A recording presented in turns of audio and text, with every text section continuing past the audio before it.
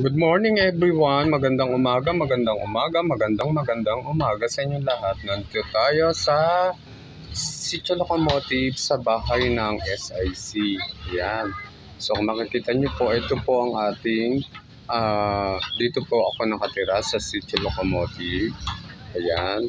So yung basketball court, ayun po. Titignan natin ang basketball court para makita niyo po. So ito po ang basketball court. Ayan, kung saan yung mga bata ay naglalaro. Tapos ayan po yung ganyan pong kalinis ang ating playground. Kaya lang makalat pa kasi gawa ng umulan at marami pang dahon pag nagasyata ngayon. So ayan po. So kung makikita po natin, ayan yung mga batang naglalaro. Okay, nagbalis na kanina, kaya lang yun ang barangay, ayun naman po ang chapel.